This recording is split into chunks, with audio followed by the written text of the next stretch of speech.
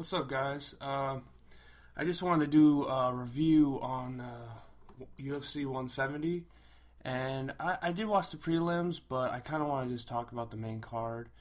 Um, my favorite fight and the first one of the main card was Robert Whitaker versus Stephen Thompson, and I gotta say, this was a really good fight. I really liked Stephen Thompson. In his previous fight, he kept it at range and he kind of picked the guy apart.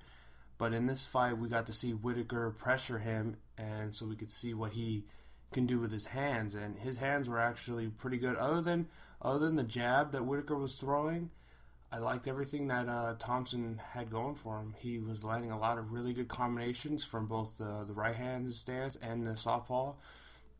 I think that's what got Whitaker in trouble, because Whitaker, every time he was in trouble, he would just lean his head back.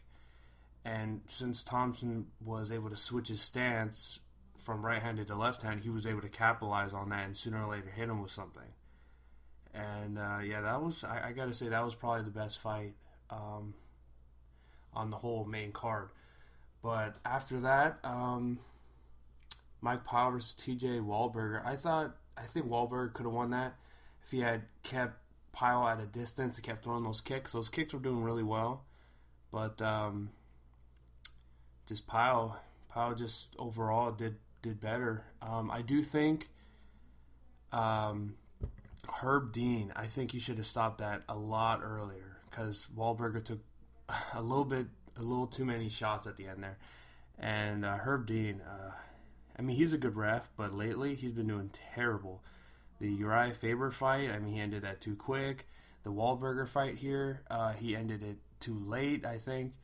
And then, what else? And then, obviously, the final fight, the McMahon fight, Ronda Rousey, he ended that too soon again. So there's three big fights. Uriah Faber, Wahlberger, and then the Rousey fight.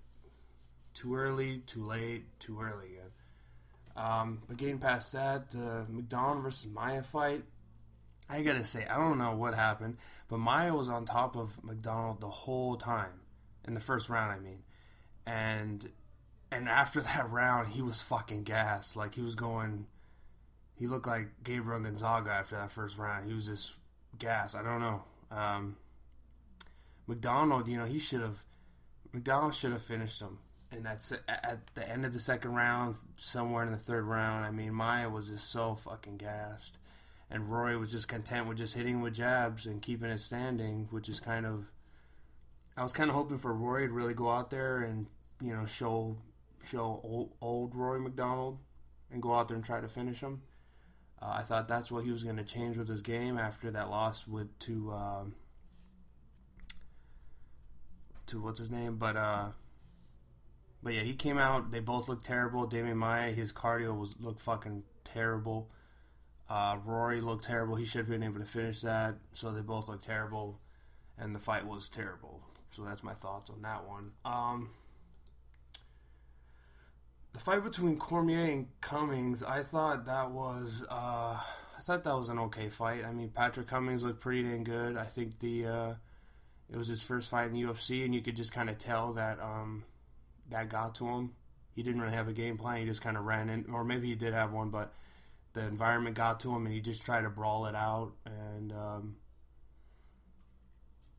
that didn't work. Trying to brawl it out with Daniel Cormier, that's not a good idea, since, if you've ever seen him spar with Cain Velasquez in some videos, that's what they're pretty much doing, so he's used to that. And he's such a strong guy. If you brawl with him and you catch one, that's about game over.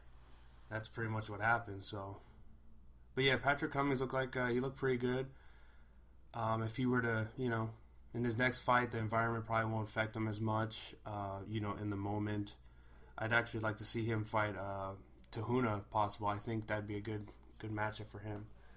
But getting to the main fight, Ronda Rousey versus Sarah McMahon, I thought that was a really good fight. They were both landing. I think McMahon was landing a couple more right hands than Ronda Rousey was. But overall, it was looking like a really good fight. Ronda Rousey seemed like she wanted to keep it standing. McMahon, she probably should have, tried to get off that cage a little bit more, but that fight got ended too quick. It was exactly like the Uriah Faber fight, except for, I don't think she was as hurt as Uriah was in that, but if someone goes down, you gotta let them take a couple more shots. You can't just end it like whoever gets hurt first. That's not what this is all about. It's about because these people train really hard. For her for Sarah McMahon to get another shot at the title, it's gonna be another like 4 or 5 fights now. So that's big, just because the ref. The funny thing is, every time Herb Dean ends it, like the Uriah Faber fight and this one, he kind of hesitated a little bit. Like, he didn't just jump in there. He kind of walked in. That's a little weird. Like, every time he does a bad stoppage, he just kind of fucking slow motions into the stoppage, which is weird. But I think if that fight had kept going,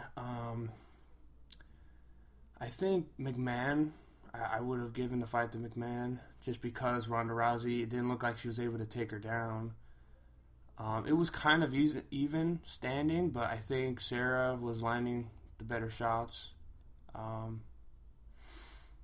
overall, I thought the fight was pretty good until that stoppage. So overall, on the UFC 170, I think it was a pretty good card. There was a lot of terrible fights, but it had its moments. So that's my review. So that's my review on UFC 170.